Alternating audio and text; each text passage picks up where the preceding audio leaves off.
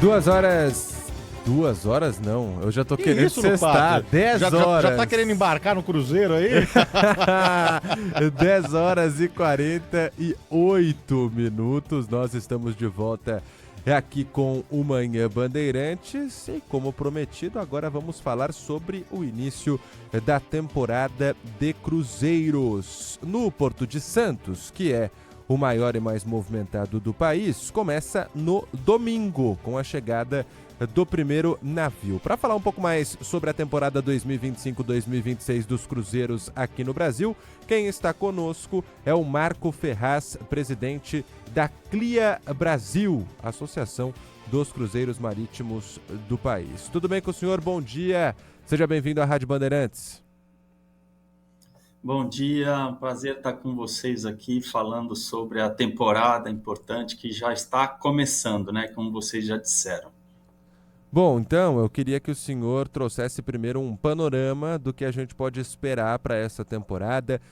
A gente fala sempre de Santos, porque está aqui pertinho, nossa audiência é muito grande e tem o maior porto do país. Mas são vários os destinos dos cruzeiros por aqui, né? Exatamente, a gente vai ter 7 navios de cabotagem, que são os navios dedicados ao Brasil durante a temporada toda. O primeiro navio já chegou, já passou por Salvador 3 dias atrás, está navegando para sua atracação em Santos no domingo, onde ele começa a fazer os itinerários. Além destes navios, que são os 7, a gente vai ter outros 21 navios que vão passar pelo país, e esses também, alguns já chegaram, já foram para o Amazonas, já chegaram em Manaus, já fizeram Santarém, Parintins, Alter do Chão, Belém, Nordeste, e inclusive já rumaram para o sul da Argentina para fazerem Antártica. Então a temporada vai até meados de abril e vão ser 670 mil camas disponíveis aí, principalmente na operação de cabotagem, visitando vários destinos no Brasil. E eu acho que o interessante é falar de onde se pode embarcar. Os navios de cabotagem embarcam em Itajaí, em Santos, no Rio, em Salvador e Maceió. Ou seja, qualquer cidadão brasileiro que queira embarcar num dos navios pode escolher um desses portos. Marco, bom dia, aqui é o Danilo Gobato, obrigado pela atenção com a Bandeirantes, só de olhar essa foto desse navio, né, esse mar bonito aí, que delícia, né, que vontade de embarcar, de viajar, e queria entender o seguinte, né, o Brasil segue sendo um destino estratégico no roteiro das grandes companhias, não é? O que diferencia a nossa costa no cenário global? Porque, claro, a Europa também tem muito, não é, um roteiro tradicional, mas o que diferencia a nossa costa, as nossas ofertas por aqui, hein? Olha, o principal destino de cruzeiros no mundo é o Caribe. 4 a cada 10 cruzeiristas estão no Caribe. Em segundo lugar é a Europa, contando tanto o Mediterrâneo quanto o norte da Europa. Aí a gente tem mais 3 em cada 10. Então a gente soma 7 a cada 10 nesses dois destinos. E o Brasil ainda tem muito para crescer. A gente teve no ano passado em torno de 838 mil cruzeiristas na nossa costa aqui, brasileiros, argentinos, uruguaios e também norte-americanos e europeus. E a gente, além de ser um grande destino, é uma fonte, né? Os brasileiros gostam do cruzeiro. São cruzeiros de 3, 4, 7, 8 noites aqui na costa, tem cruzeiros temáticos também. Então tem um tipo de cruzeiro, de navio, de cabine para cada tipo de gosto e bolso. É importante isso. A gente ainda não tem navio de cruzeiro o ano inteiro, a gente gostaria muito de ter. Ainda temos a temporada, claro, verão aqui é inverno no hemisfério norte, então tem um pouquinho menos de procura lá e a gente tem essa oportunidade de trazer os navios para cá. Mas, quem sabe, num futuro a médio prazo, a gente tenha navios o ano inteiro. Mas então a demanda atual dos brasileiros por viagens marítimas está estável, está crescendo, Marco? Está em transição? Uma notícia não muito boa para dar para vocês. A gente vai ter uma redução de cerca de 20% nessa temporada em relação à anterior. São 2 navios a menos em cabotagem e aí são quase 190 e poucos mil passageiros que a gente vai ter a menos aí. E isso acaba gerando um impacto negativo, né? A gente espera uma redução de 1,3 bilhão de reais para a nossa economia e quase 17 mil empregos. A pergunta sempre que é feita é por que, né, essa redução? O Brasil tem uma operação não muito competitiva, custa mais caro operar aqui, tem toda a questão de insegurança jurídica, tem ações trabalhistas, tem falta de infraestrutura, mas o ponto positivo é que a gente está muito bem agora com as autoridades nacionais, estaduais e municipais para a gente reverter isso o quanto antes. Perdemos navios para o Caribe, para as Ilhas Canárias, que tiveram planos de negócios muito interessantes, mas a gente vai reverter isso com a ajuda de todos.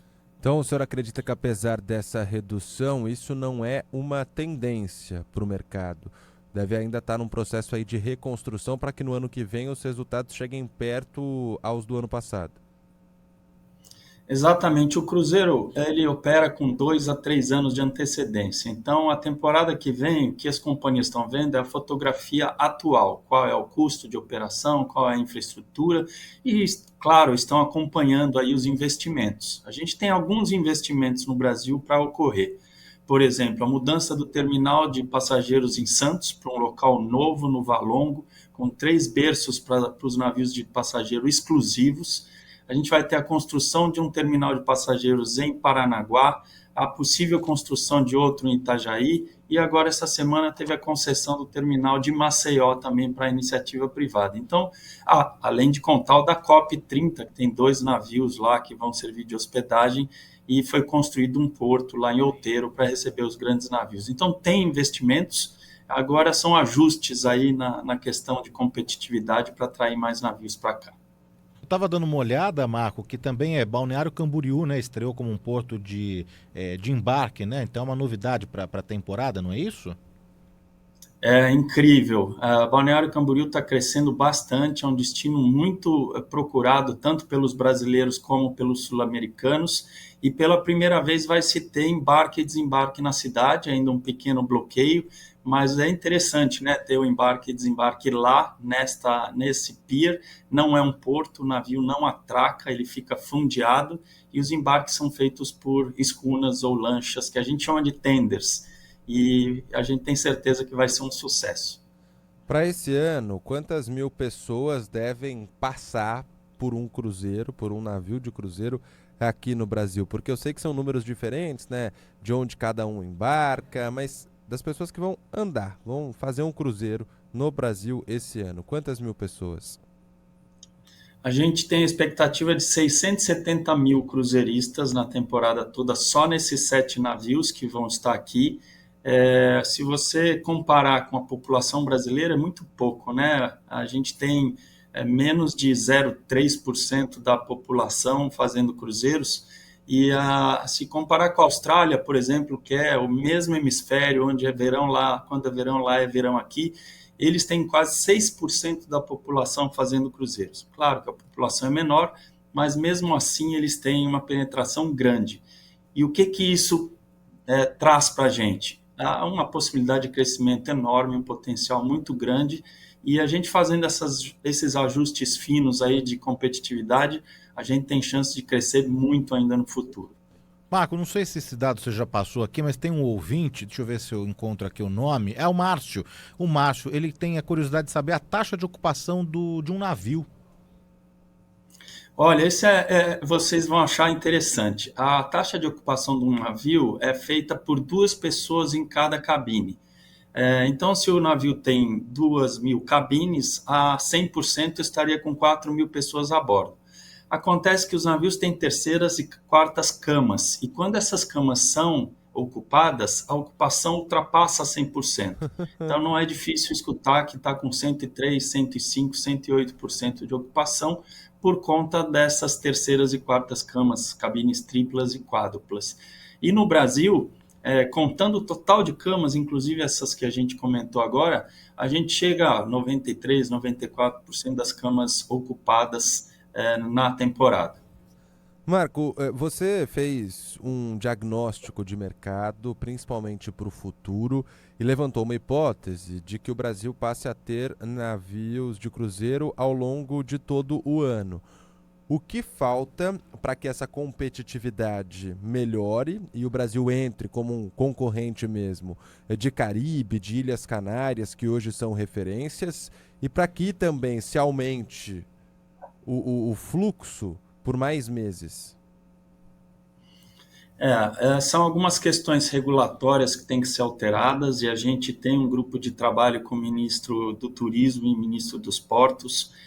Isso está sendo endereçado e algumas alterações devem acontecer nos próximos meses para que isso possibilite a vinda dos navios. Não quer dizer que a gente vai ter navios, porque a gente precisa ser mais competitivo e ter infraestrutura.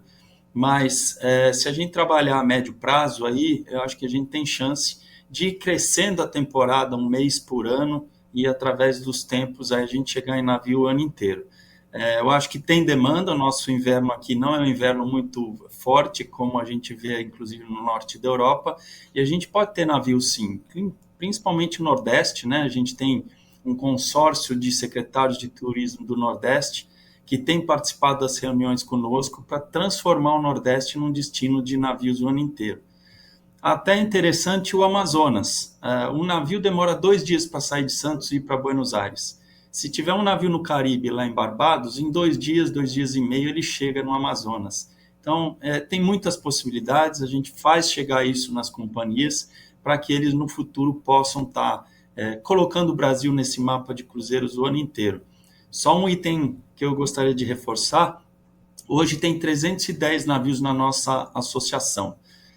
Foram 34 milhões e 600 mil cruzeiristas no ano passado. Esse ano a gente estima 37 milhões e 100 em todo o mundo e tem 80 novos navios encomendados. Isso é um aumento de 30% da oferta de camas e a gente, claro, sempre está colocando o Brasil como um destino possível para esses novos navios aí estarem na nossa costa. Esse é um assunto que desperta, né? Desperta o interesse, né? Curiosidade dos nossos ouvintes. O William de Boston, né? Bom dia, Lupato, Gobato. Fui tripulante em navios de cruzeiros por alguns anos, todo o Mediterrâneo, norte da Europa, Grécia, Croácia, Turquia e todo o restante, lugares lindos, que parecia que eu estava num sonho. Mas quando fiz o crossing da Europa para o Brasil e entrei no Rio de Janeiro, foi a vista mais linda que eu já vi em toda a minha experiência, foi de tirar o fôlego. Então tá aí, né? O Marco Ferraz, presidente da CLIA Brasil, trazendo as novidades todas, a temporada, dando início, dando start aí, né, Lupato? Eu sou suspeito, porque eu e minha família sempre adoramos cruzeiros. Já fiz tudo quanto é tipo de cruzeiro, pela Patagônia, no Caribe, muitos e muitos aqui no Brasil. Eu queria destacar, o Marco trouxe aqui uma possibilidade que ainda é pouco explorada, de cruzeiros saindo de Manaus, por exemplo, para percorrer também o rio Amazonas. Eu já tive a oportunidade de fazer 2 cruzeiros saindo de Manaus. Um deles só pelo rio. É uma região da Amazônia riquíssima em cultura, riquíssima em experiências que pode proporcionar para o turista e pouquíssimo explorada. Esse cruzeiro que eu fiz, o primeiro, ele ficou 7 dias só pelo rio. E foi simplesmente maravilhoso. E aí depois, um pouco mais à frente, voltei a Manaus com a minha família para fazer um que saía. E aí era um transatlântico mesmo, saindo de Manaus e chegando em Santo Domingo, na República Dominicana. Então tinha um trecho ali de rio. Eram 6 brasileiros só nesse cruzeiro. E o navio estava cheio. Para se ver como muitas vezes o estrangeiro acaba valorizando mais a nossa própria riqueza. Então, de 3 mil e tantas pessoas, 6 brasileiros, incluindo eu, meu pai e minha mãe, ou seja, só mais 3 além de nós, e muitos estrangeiros, principalmente pessoas da Alemanha, nesse cruzeiro e amando viver um pouquinho da Amazônia. Fora, Marco, para a gente finalizar aqui, que dentro de um navio de cruzeiro se tem de tudo um pouco, né? É um grande resort, mas flutuante. Exatamente. Você comentou bastante da Amazônia e a gente conhece muitos estrangeiros que têm como objetivo de vida fazer esse cruzeiro no Amazonas. Tem em torno de 12 a 14 navios transatlânticos que entram no Amazonas e vão até Manaus. E cruzeiro fluvial está crescendo muito, principalmente na Europa, norte da África, sul da Ásia e Estados Unidos. Eu acho que em algum momento a gente vai ter esse crescimento forte aqui no Brasil também.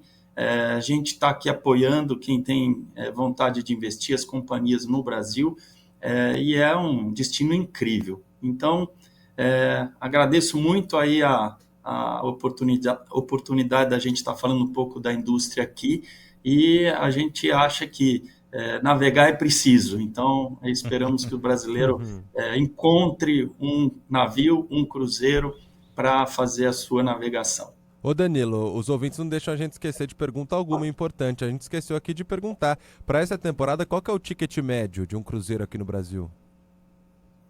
A gente tem um estudo da Fundação Getúlio Vargas do ano passado, que o ticket médio foi em torno de R$ 5.600, contando aí a média, né, de 3, 4, 7, 8 noites em toda a temporada. Então, acho que pagando em 12 vezes, aí, com tudo que se inclui, transporte, entretenimento, gastronomia, hospedagem, ainda toda a experiência, é um valor agregado muito bom.